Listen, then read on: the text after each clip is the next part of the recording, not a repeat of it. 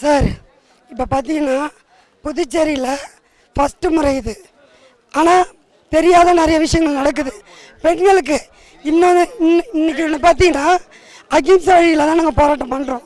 ஆனால் காவல்துறை அவங்களுக்கு தான் சப்போர்ட் பண்ணுது, குற்றவாளிக்கு தான் சப்போர்ட் பண்ணுது. ஆளுநரோ சிஎம்ஓ எந்த எம்எல்ஏவோ அறிக்கை கொடுக்கல. அந்த குழந்தைய வேண்டாத அந்த குழந்தை கொடுக்க வேண்டியது அந்த குழந்தைய கொடுப்பாங்கன்னு நாங்கள் எதிர்பார்த்தோம். பொட்டலம் கட்டி கொடுத்துருவாங்க. கிடைக்காத இடம் இல்லை. பாண்டிச்சேரியில் சுற்றுலாத்தலம் குடிகார தலம் அப்படி ஆகி போச்சு.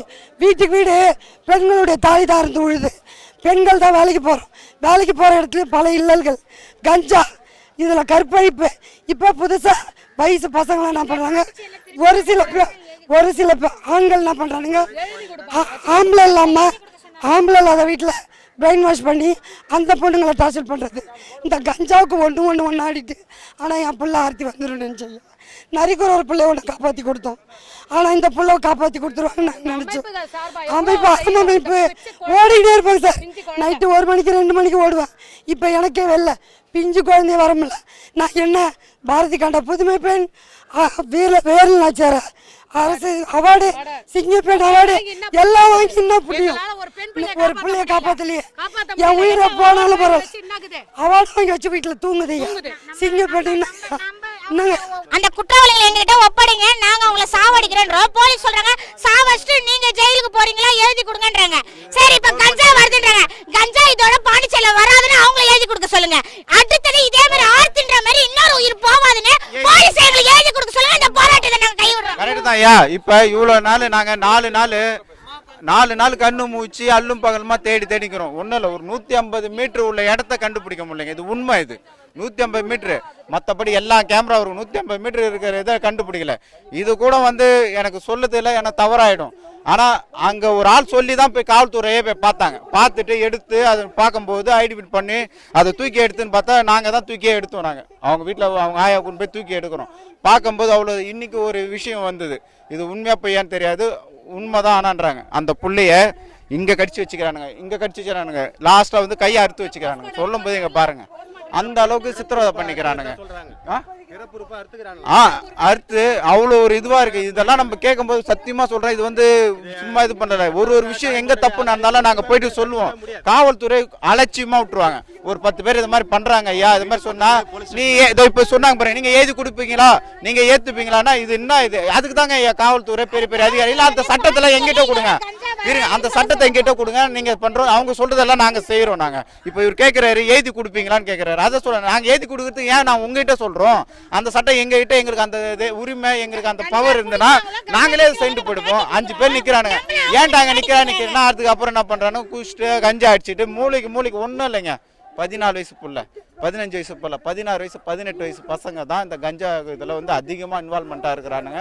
எல்லாமே பண்ணுறாங்க. நான் என்ன சொல்கிறேன், நீங்கள் என்ஜாய் பண்ணுங்க, கொஞ்சமாக என்ஜாய் பண்ணிட்டு போயிட்டு உங்களை யாரும் உங்களை பண்ணா, நீங்கள் யாரும் உத்தமனா இருங்க, கொஞ்சமாக உத்தமனா இருங்க, ரொம்பலாம் உத்தமனா. அடுத்த குழந்தைங்க ஒரு குழந்தை உயிர் போகிற அளவுக்கு பாதிக்கணுமா?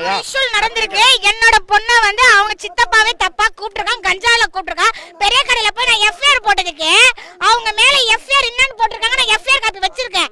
வெறும் முன்ஜாமீன்ல எஃப்ஐஆர் காப்பி போட்டிருக்கானுங்க. பெரிய கடை ஸ்டேஷன்ல முன்ஜாமீன். என் பொண்ணு 9 வயசு பொண்ணுக்கு இதே நடந்தது. இதே ஊர் தான். நாங்க எங்க அம்மா பீச்ல வியாபாரம் பாக்குறாங்க. அப்ப அங்க வர்றப்ப இது நடந்துன்னு நான் பெரிய கடை ஸ்டேஷன்ல கம்ப்ளைண்ட் பண்றப்ப அவங்களுக்கு முன்ஜாமீன் கொடுத்து அவனை அரெஸ்ட் பண்ண வேண்டியதானே? அவன் இன்னமும் சுத்தி தான் கிடக்குறான். என் பொண்ணுங்க பீச்சுக்கு வர முடியல. என் அம்மா ஒரு ஹார்ட் பேஷண்ட், அவங்களுக்கு நான் பார்க்க என் பொண்ணை கூட்டிட்டு வர முடியல. அவன் ஈதுல போய் இங்க ஏதோ பண்றானா எனக்கு பயம். எஃப்ஐஆர் காப்பி நான் வச்சிருக்கேன், நான் காட்டுட்டுமா? இப்ப மக்களுக்கு ஒரு விழிப்புணர்வு. நம்ம என்ன சொல்றோம்னா, ஒரு விஷயம் நடக்கும்போது தான் இவ்வளவு கொந்தளிக்கிறீங்க.